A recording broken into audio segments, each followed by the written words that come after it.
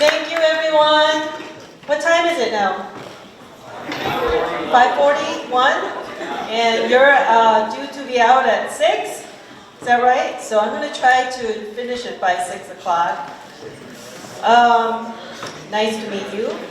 And you look absolutely thrilled to be here, right? No, I think you're tired, and and I sympathize with you because, you know, it's not fun to be being talked at. So I want to ask you for a favor. If you're not facing me, can you turn your chairs to face me? Because I'm going to try to make it as short as possible, even though I was told to take 30 to 40 minutes. I'm not going to do that given the time. So I'm going to try to take about 15, maybe 20 at max if you have questions. But I want you to take undivided attention and listen to me. And so as you heard, I am a 25 Assembly District candidate for the state legislature.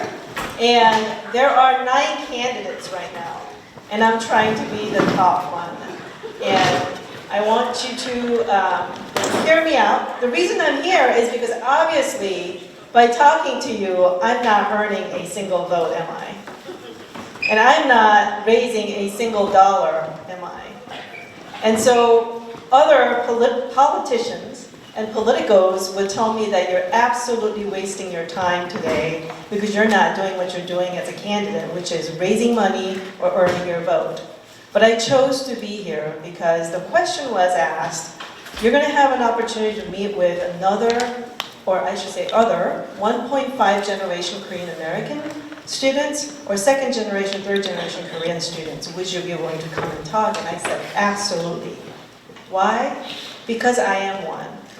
I was born in Korea. I'm not going to tell you when. And my mother, single mother, immigrated when I finished 7th grade in Korea.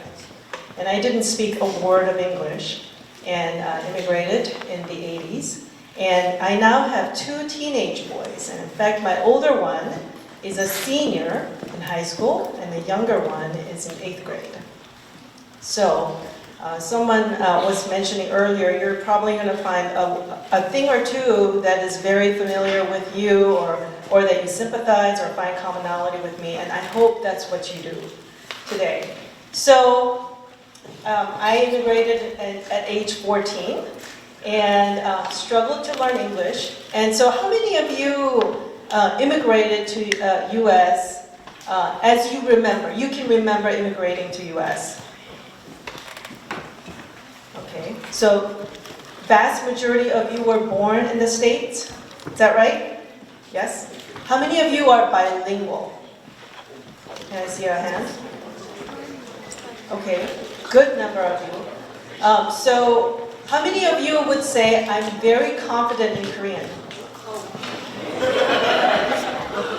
Okay, got it. Right. So you're very similar to my sons.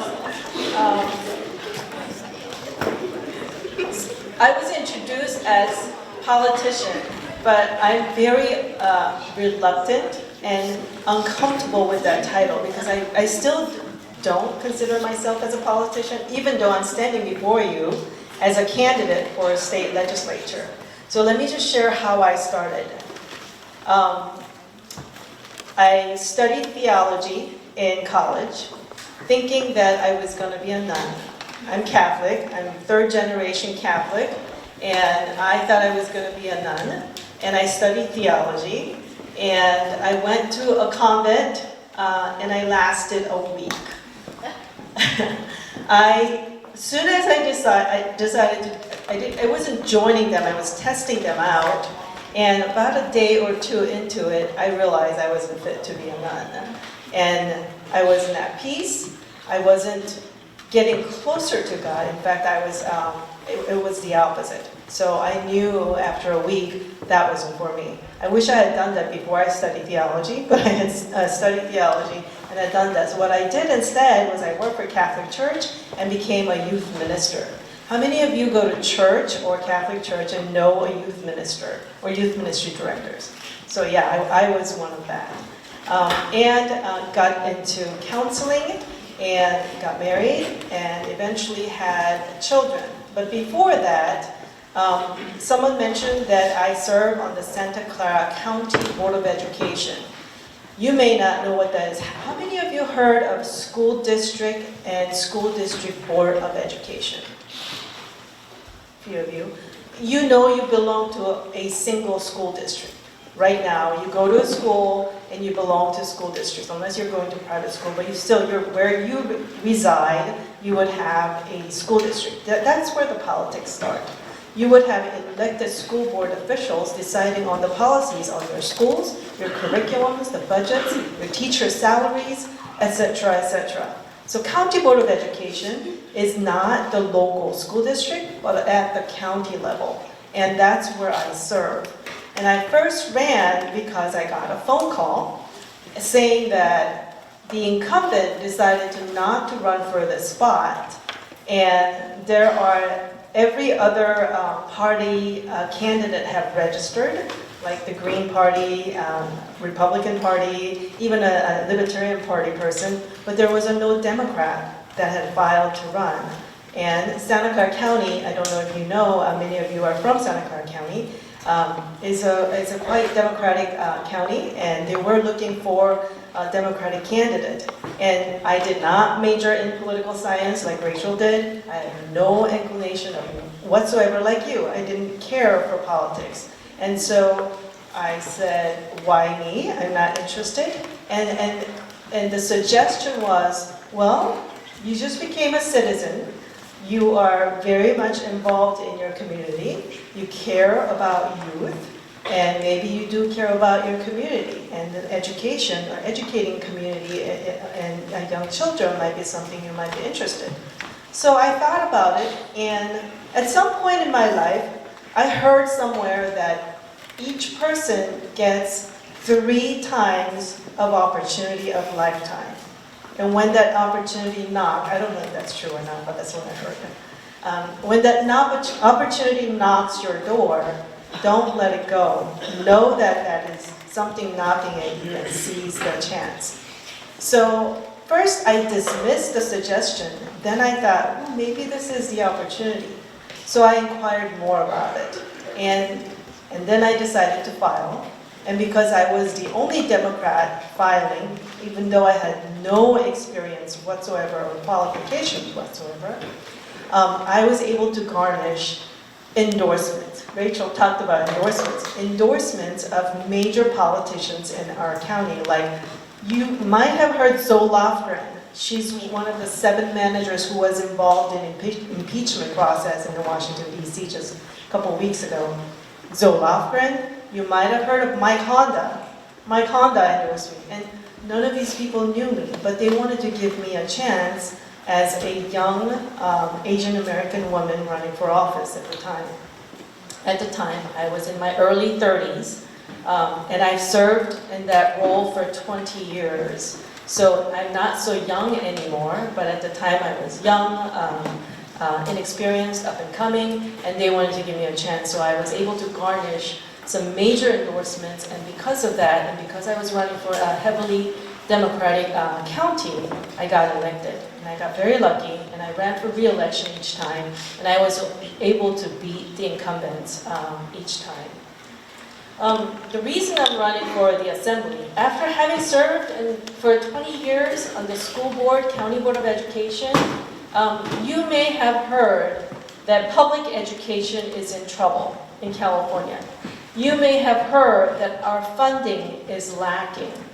In fact, public education funding in California places 46 in the country. There are 50 states, and we place 46 in per student funding level. So we are pretty much in the dead last zone, even though we have the vast majority of the student numbers, and we have a highly diverse population. And we have a very transient migrant population as well. So you would notice students would come and go, not just from Mexico, but from every other countries, from India to Korea to China, and they may stay or they may go. And that's the most challenging things that we have in the state, and we don't discriminate anybody, we accept everyone, and yet our funding is lacking. But what I want to take to Sacramento is that just because our funding is lacking does not mean our quality of education is lacking. I would argue that we're one of the best public education in the country, given all the challenges and given all the diversity that we have. So that's one of the reasons why I'm running at the policy level. So this is a political speech that I would give. On a personal level, as a Korean American woman who's a mother, why am I running? I'm running because I thought, at the suggestion of run for office, run for state assembly, I thought, well, first I thought, no, I'm not qualified, I'm not a politician. Then I thought, how many Korean American women of my age, I'm over 50, single mom of 2 teenage boys, gets asked, in the state of California, how many of us gets asked to run for a state assembly?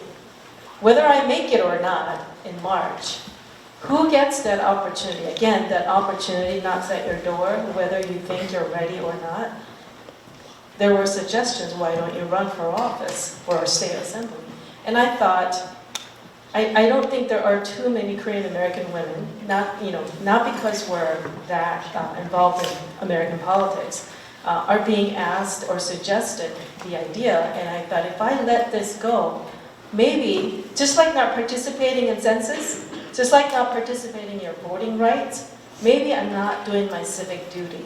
If I'm placed in a position that I'm being asked to participate or give it a go, maybe this is my duty as a few Korean American women to run for office. So that's really a non-political, personal answer that I would give you. And the reason I'm sharing that is you may feel like the minority of the minorities. I feel that. As a candidate for a state legislature, I go to Sacramento every other week, and I argue. There are 14, unprecedented number, 14 Asian American state assembly members. And there's 1 Korean American from Irvine. Rest of them are predominantly Chinese American, a couple of Vietnamese American, and so forth. And there are no Asian American women elected in the state assembly at the moment. And so if I'm elected today, I would be the only Asian American woman and only Korean American woman elected in the state office. I was asked to talk about leadership and how it might make a difference. And I think you're being talked at a lot today, and I just want to make it really short and give it pointers. I had a very profound experience in middle school. I don't know why, but the lobby of our school was sort of an inside campus. So a lot of campuses are sprawled, and you go outside and gets to walk around and get to your classes. Interestingly enough, my middle school was all inside. Classes were inside, halls were inside. And in the main rotunda lobby area, they had posted photos of school board members. And this was in the 80s. And I would, during break time, I would look at them, and I remember there was an African American person, obviously there's a white person, and there's an Asian person with Japanese American name on it. And I remember thinking, and I had only immigrated when I was in middle school, so I'm still feeling more Korean than American. And I thought, I don't ever see Koreans on the pictures of board of directors or politicians or up there on the photos of people making decisions. And politicians are nothing but people who are changing laws, changing policies that affects your life. And at the time I thought, oh, maybe my kind of people don't do these kind of things. As a middle schooler, that was my thought. But here I am, however many years later, I'm talking to you as a candidate for a state assembly and as a county board of education trustee for 20 years. Not too many of you will encourage this. I know many parents would like you to succeed and in college, make a lot of money, be engineers and doctors and lawyers and what have you. What I would like to say to you is I would like every single one of you to run for office. And you can do that while you are a doctor. There's a hero in the state senate. His name is Senator Dr. Richard Pan. Look him up, Dr. Pan. He's a great pediatrician, he's a doctor, and he's a senator. And if you look up state assembly, there are many, many attorneys. You can be a lawyer and be a politician and legislator too. And how do you go about becoming a leader or a politician? Is that I see a lot of Korean Americans without experience jump for city council, jump for mayoral race, jump for something bigger, run for Congress.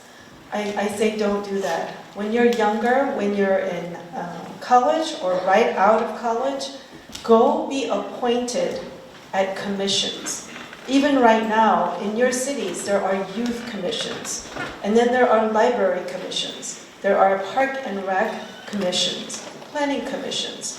You get appointed to these commissions, and then you're being prepped. You learn all the skills, not to mention that it looks great on your resume. You learn these skills, and then when you're ready, you can run for school board, then you can run for city council.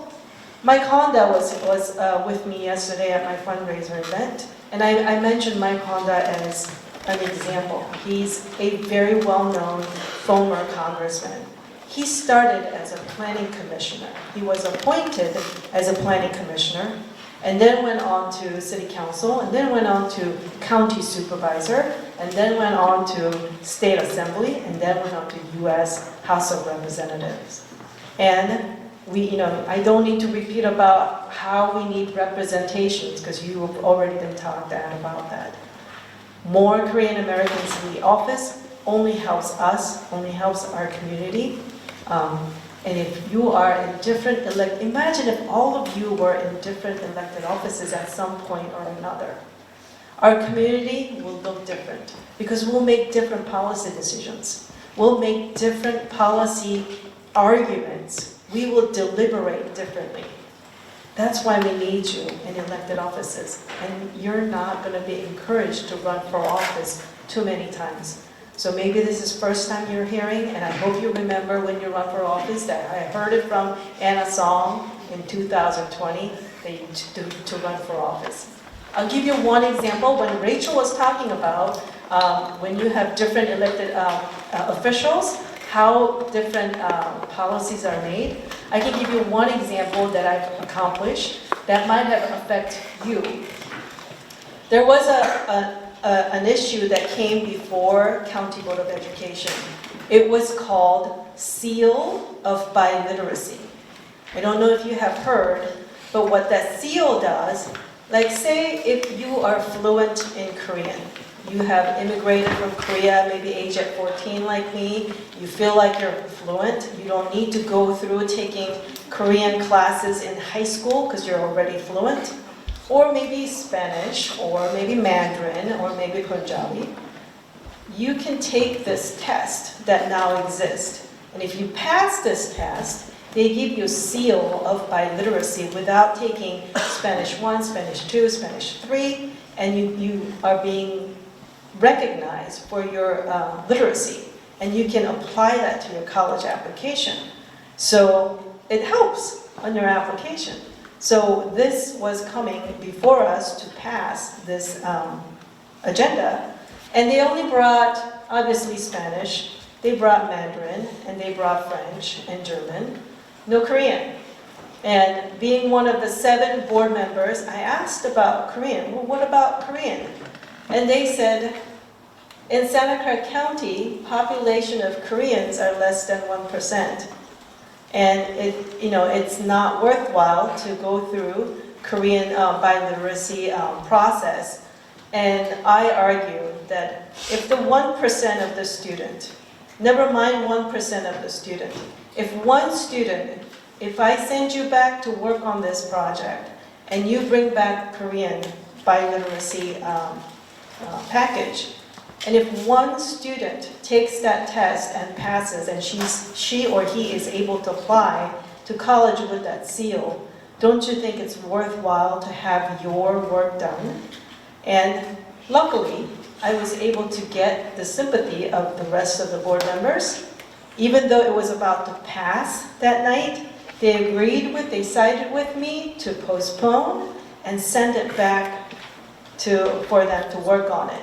And they worked on it, and they brought even different languages, not just Korean. So they brought a variety of languages, and we passed about a month later, including Korean.